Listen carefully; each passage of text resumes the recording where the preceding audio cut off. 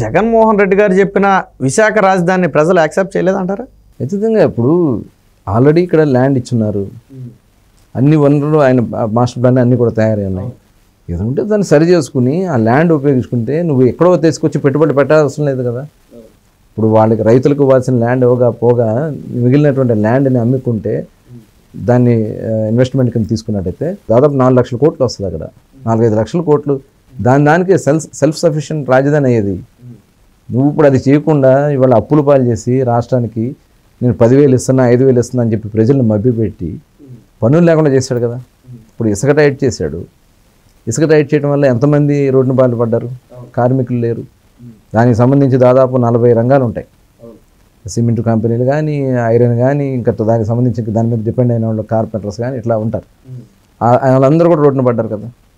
పరిశ్రమలు లేక ఇవాళ కాంట్రాక్ట్లు ఇక్కడ ఆంధ్రాకి వచ్చి చూడండి, రోడ్లు చూస్తే ఎలా ఉంటుందో తెలుస్తుంది.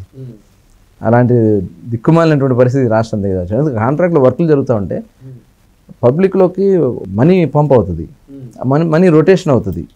అట్లాంటిది వాళ్ళ రొటేషన్ ఎక్కడ పోయింది ఆంధ్రాలో? అదే ఇలా అన్ని రకాలు కూడా ఫెయిల్ అయ్యాడు ఈ ముఖ్యమంత్రి. కాబట్టి ఖచ్చితంగా ఈరోజు మళ్ళీ తెలుగుదేశాన్ని, అట్లాగే ఈరోజు పవన్ కళ్యాణ్ గారు కూడా సపోర్ట్ చేస్తున్నారు. ఖచ్చితంగా తెలుగుదేశం జనసేన రావాలని ప్రజలు కోరుకుంటూ ఉన్నారు. ఇకపోతే అన్నిటికంటే పెద్ద సమస్య వైసీపీకి ఇప్పుడు పార్టీ నుంచి వలసలు బయటికి పూర్తి స్థాయిలో, బహుశా మనకు తెలిసి ఎప్పుడు ఈ స్థాయిలో జరగలేదు.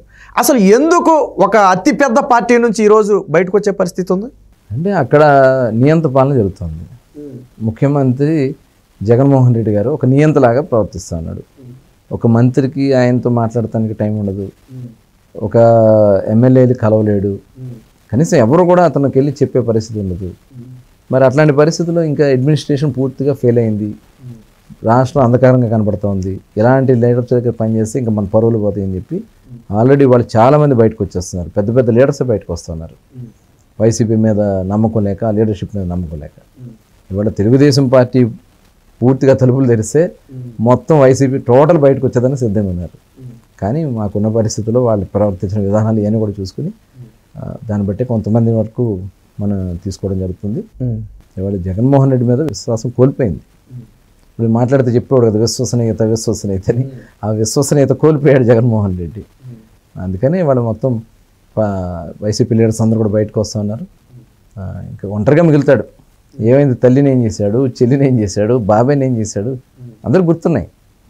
సొంత బాబాయిని నరికి గొడ్డలతో నరికితే వాడు సిబిఐ వాళ్ళు చేసినటువంటి దీనికి అతను ఎంత చేశాడు చూసాం కదా రాద్ధాంతం. అట్లాగే వాళ్ళ తల్లిని గెంటేశాడు కదా, చెల్లిని. ఇవాళ చూడండి సోషల్ మీడియాలో ఎలాంటి కామెంట్స్ పెట్టిస్తున్నాడు. సాక్షాత్తు షర్మిల గారే చెప్తా ఉన్నారు ఘోరాతి ఘోరంగా. అంటే అంత ఆడబడుచుని గౌరవించుకోవాలన్నాడు, ఏమవుతాడు? కాబట్టి అందరూ కూడా అర్థమైంది అతను మెంటాలిటీ నైజం ఎంత. అందుకనే అన్నారు సైకో. అందుకని ప్రజలు సైకో పోవాలని కోరుకుంటున్నారు అంతే.